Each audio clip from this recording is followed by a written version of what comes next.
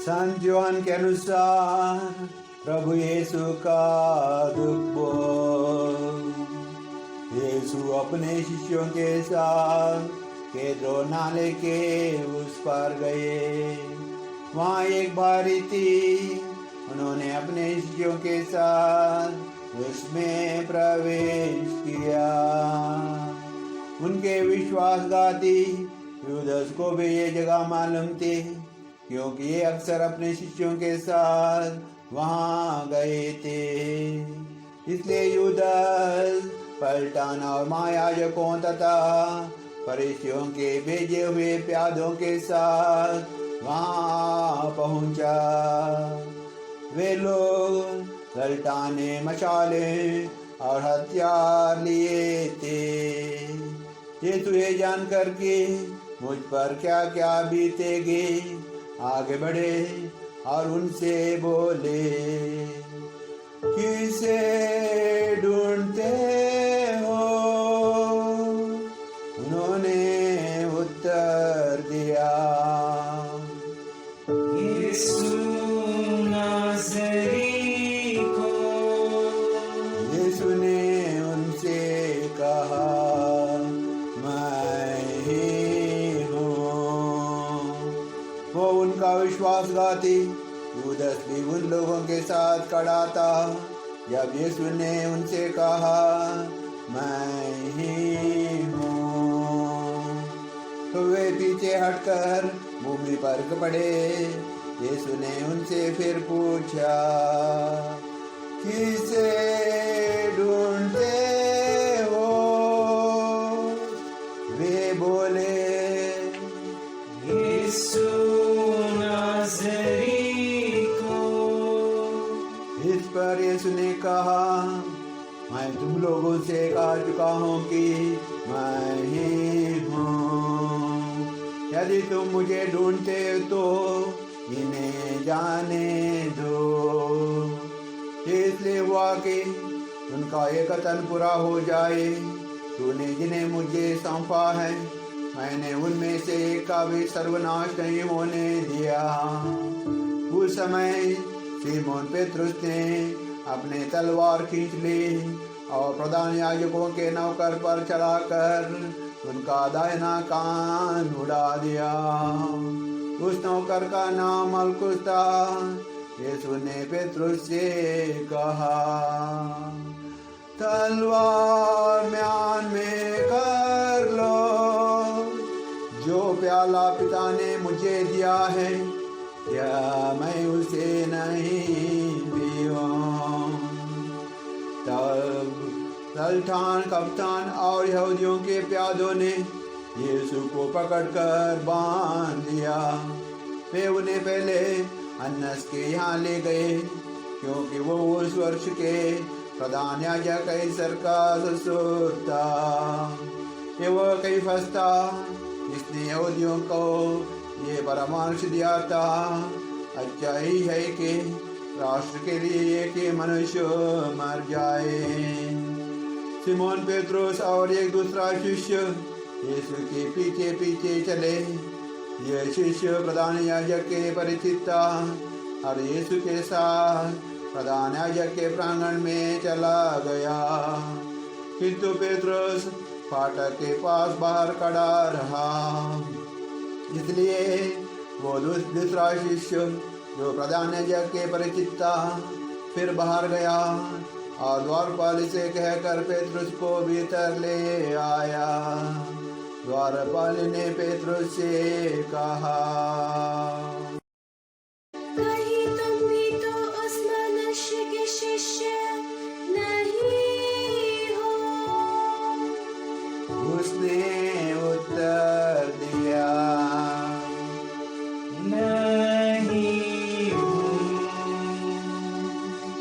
जाड़े के कारण नौकर और प्यादे आग सुलगा कर दाब रहे थे।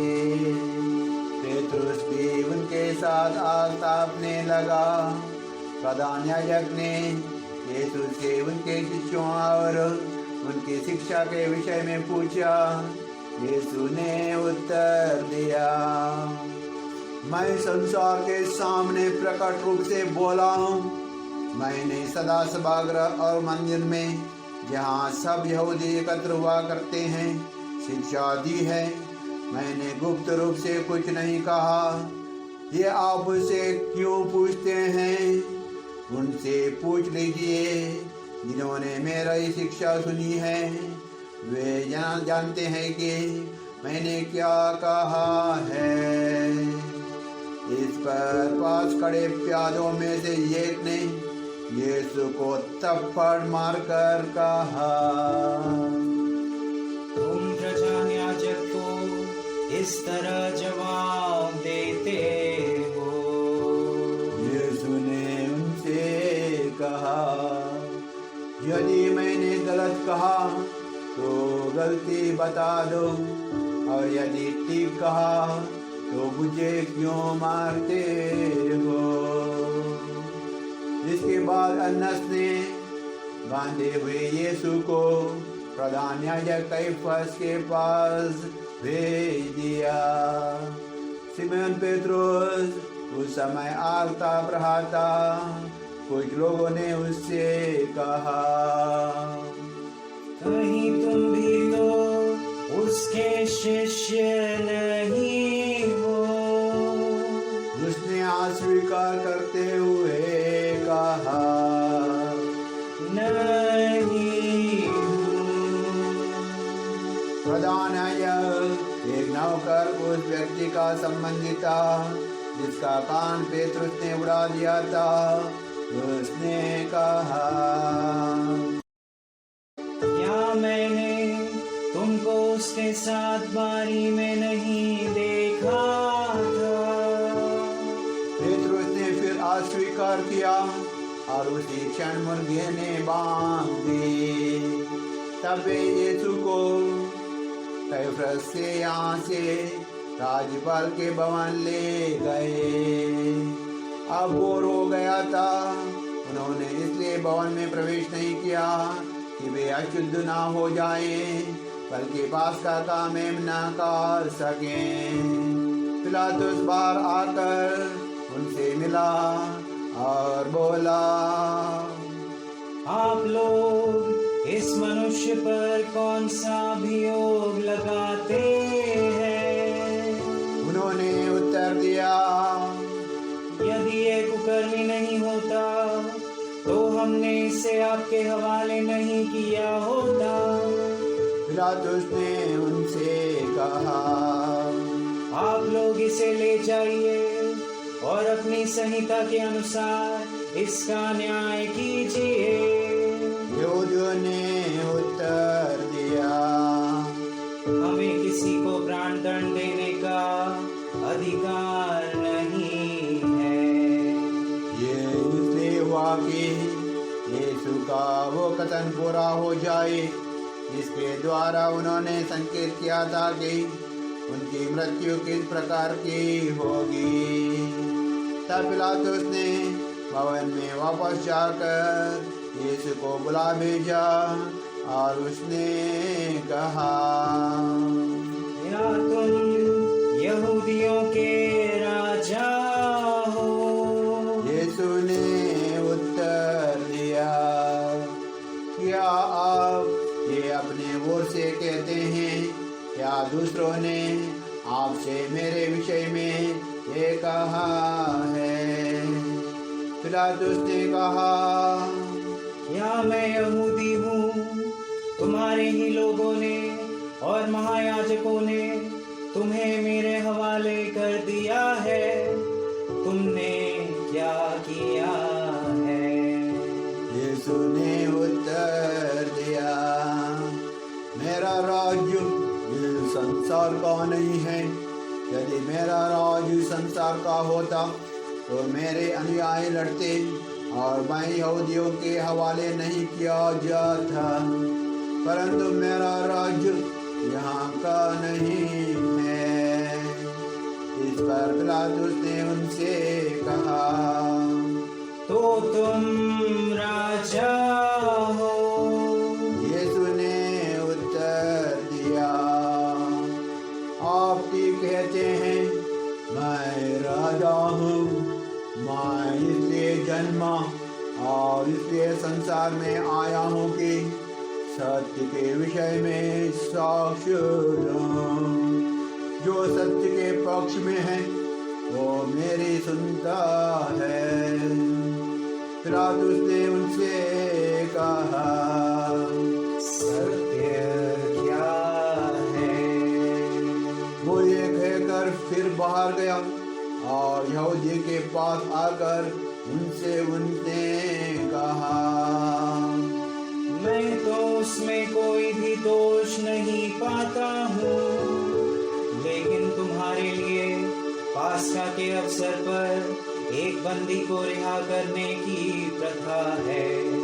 क्या तुम लोग चाहते हो कि मैं तुम्हारे लिए यहूदियों का राजा को रिहा कर दूं? इस पर वे फिर चिल्लाने लगे, इसे नहीं, बरअब्बास को, इसे नहीं, बरअब्बास को। बरअब्बास तो डाकू था। तब पिलातुस ने यीशु को ले जाकर कोड़ों लगाने का आदेश दिया। सैनिकों ने कांटों का मुकुट गूंथकर उनके सिर पर रख दिया और उन्हें बैंगनी कपड़ा पहनाया। फिर वे उनके पास आकर कहने लगे, यहूदियों के राजा प्रणाम। और वे उन्हें थप्पड़ मारते जाते थे।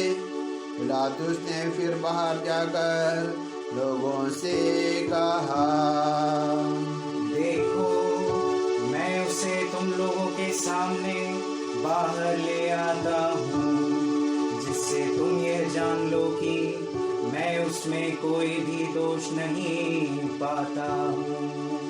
तब यीशु कांटों का मुकुट और बैंगनी कपड़ा पहन बाहर आए। पिलातुस ने लोगों से कहा, यही है वह मनुष्य। महायाजक और प्यादे उन्हें देखते ही चिल्ला उठे। महायाजक और प्यादे उन्हें देखते ही चिल्ला उठे, इसे क्रूस दीजिए, इसे क्रूस दीजिए। पिलातुस ने उनसे कहा, तुम ही इसे ले जाओ और क्रूस पर चढ़ाओ। मैं तो इसमें कोई भी दोष नहीं पाता। यहूदियों ने उत्तर दिया, हमारी एक ही संहिता है और उस संहिता के अनुसार वह प्राण दंड के योग्य है, क्योंकि उसने ईश्वर का पुत्र होने का दावा किया है। पिलातुस ये सुनकर और भी डर गया। उसने फिर भवन के अंदर जाकर यीशु से पूछा, तुम कहाँ के हो? किंतु यीशु ने उनसे कोई उत्तर नहीं दिया। इस पर पिलातुस ने उनसे कहा, तुम मुझसे क्यों नहीं बोलते? क्या तुम यह नहीं जानते कि मुझे तुमको रिहा कर देने का भी अधिकार है और तुमको क्रूस पर चढ़ाने का भी? यीशु ने उत्तर दिया, यदि आपको ऊपर से अधिकार ना दिया गया होता तो आपको मुझ पर कोई अधिकार नहीं होता। इसलिए जिसने मुझे आपके हवाले कर दिया है वो अधिक दोषी है। उस समय से पिलातुस यीशु को मुक्त करने का उपाय ढूंढने लगा। परंतु यहूदी चिल्लाकर कहने लगे, यदि आप इसे रहा करते हैं तो आप कैसर के हितैषी नहीं है। जो अपने को राजा कहता है वह कैसर का विरोध करता है। ये सुनकर पिलातुस ने यीशु को बाहर ले जाने का आदेश दिया। वो अपने न्याय शासन पर उस जगह जो लिथियोस्त्रोतस और इब्रानी में गब्बाता कहलाती है बैठ गया। पास्का की तैयारी का दिन था, लगभग दोपहर का समय था। पिलातुस ने यहूदियों से कहा, यही है तुम्हारा राजा। इस पर वे चिल्ला उठे, ले जाइए, इसे क्रूस दीजिए। पिलातुस ने उससे कहा, या मैं तुम्हारे राजा को क्रूस पर चढ़वा दूं। महायाजकों ने उत्तर दिया, कैसर के सिवा हमारा कोई राजा नहीं। तब पिलातुस ने यीशु को क्रूस पर चढ़ाने के लिए उनके हवाले कर दिया। वे यीशु को ले गए और वो अपना क्रूस ढोते हुए खोपड़ी की जगह नामक स्थान गए। इब्रानी में उसका नाम गोलगोथा है। वहाँ उन्होंने यीशु को और उनके साथ और 2 व्यक्तियों को क्रूस पर चढ़ाया, एक को इस ओर दूसरों को उस ओर और बीच में यीशु को। पिलातुस ने एक दोष पत्र भी लिखवा कर क्रूस पर लगवा दिया। वो इन प्रकार का था, यीशु नाज़री यहूदियों का राजा। तो से यहूदियों ने ये दोष पत्र पढ़ा, क्योंकि वो स्थान जहाँ यीशु क्रूस पर चढ़ाए गए थे शहर के पास ही था। और दोष पत्र इब्रानी, लतानी और यूनानी भाषा में लिखा हुआ था।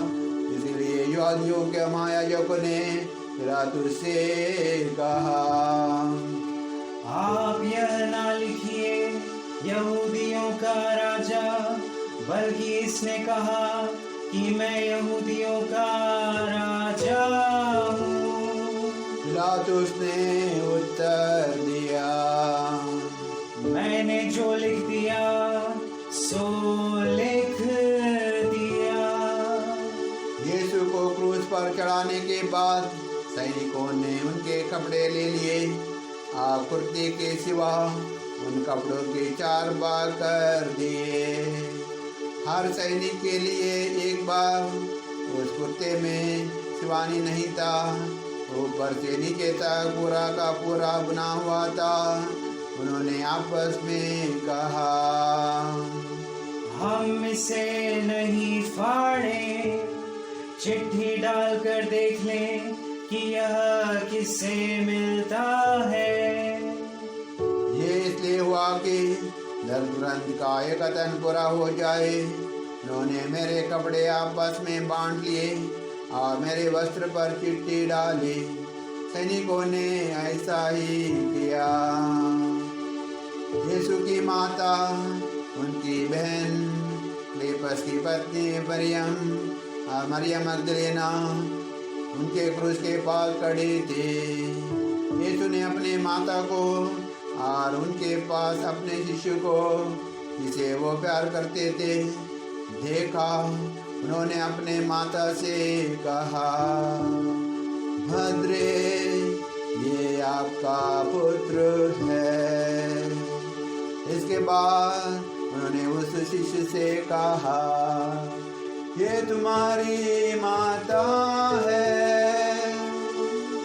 उस समय से उस शिष्य ने उसे अपने यहाँ आश्रय दिया। तब यीशु ने ये जान करके अब सब कुछ पूरा हो चुका है, धर्म ग्रंथ का लेखा पूरा करने के उद्देश्य से कहा, मैं प्यासा हूँ। वहाँ खट्टी अंगूरी से भरा एक पात्र रखा था। लोगों ने उसमें एक 5 तो डुबाया और उसे रुपये की डंडी पर रखकर यीशु के मुंह से लगा दिया। यीशु ने खट्टी अंगूरी छककर कहा, सब पूरा हो चुका है, और सिर झुकाकर प्राण त्याग दिए।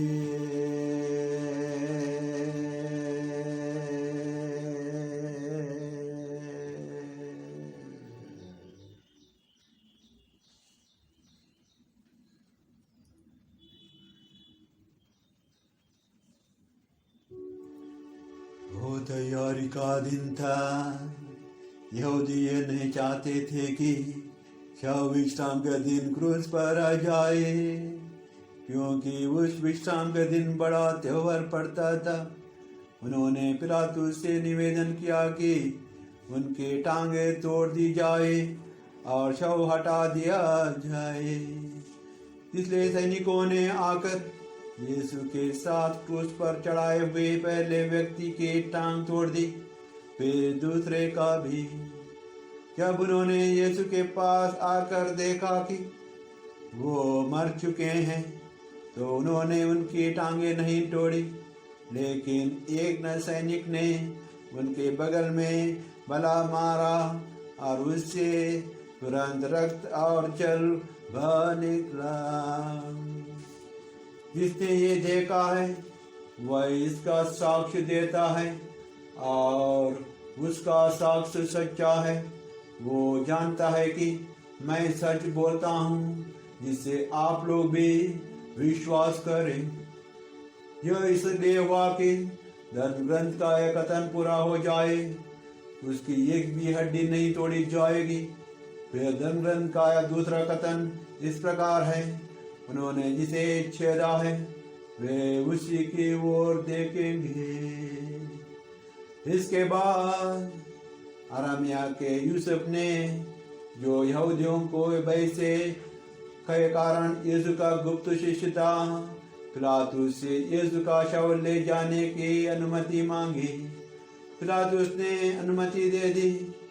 इसलिए यूसुफ आकर यीशु का शव ले गया। निकोदेमुस भी पहुंचा, जो पहले रात को यीशु से मिलने आया था। वो लगभग 50 सेर का गंधरस और अगरू का सम्मिश्रण लाया। उन्होंने यीशु का शव लिया और यहूदियों के दफन की प्रथा के अनुसार उसको सुगंधित द्रव्यों के साथ चलती के पट्टियों पर लपेटा। जहाँ यीशु क्रूस पर चढ़ाए गए थे वहाँ बारी थी, और उस बारी में एक नया कब्र जिसमें अब तक कोई भी नहीं रखा गया था।